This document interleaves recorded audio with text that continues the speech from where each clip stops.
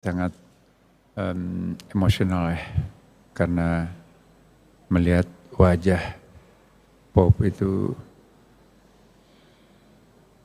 seperti kami sangat terharu ya.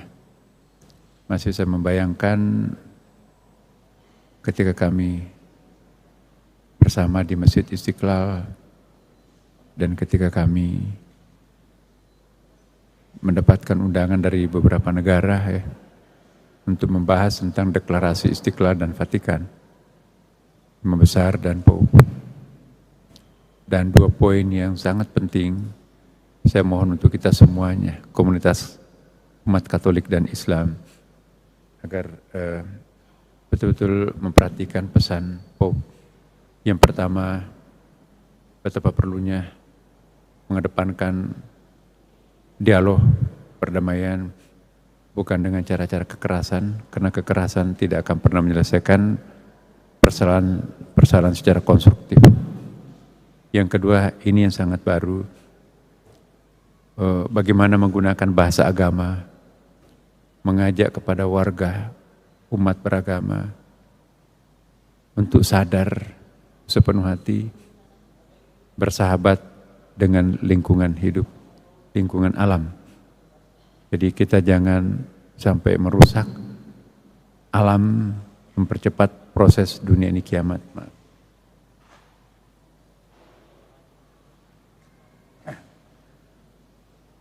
Kita ditinggalkan oleh orang yang salah seorang terbaik dunia sekarang ini. Karena itu, mari kita mengambil pelajaran berharga dari beliau. Memang beliau sudah wafat, tapi insya Allah akan tetap hidup pesan-pesannya di dalam batin kita. Ya. Orang bijak tidak pernah wafat, melainkan dia akan semakin hidup. Ya, seperti lilin yang menyala di dalam kalbu kita dan dalam pikiran kita masing-masing. Kemanapun kita pergi, di situ ada cahaya.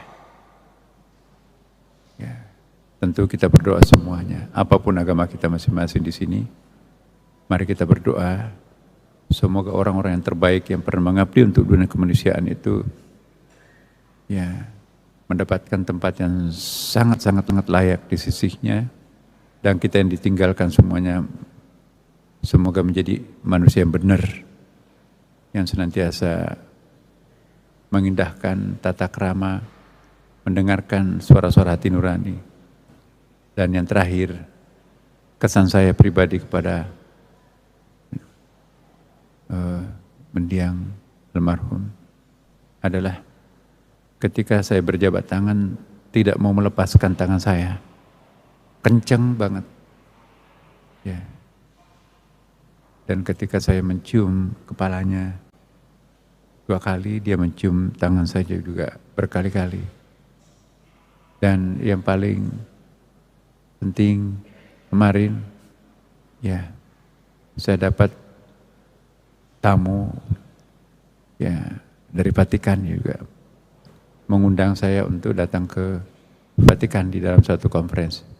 Tapi 3,5 jam setelah kami terima di pagi hari di kantor saya mendengarkan almarhum Paus wafat. Jadi saya langsung tersentak ya.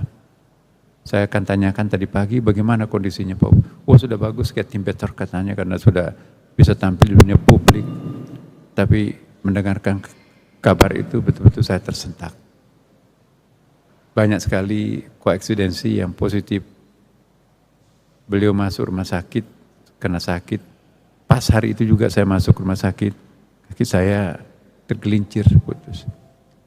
Jadi ini, apakah itu koeksidensi kebetulan atau bagaimana ya. Tapi yang jelas kita merasa kehilangan, ditinggalkan oleh orang-orang yang terbaik yang ada di permukaan bumi ini.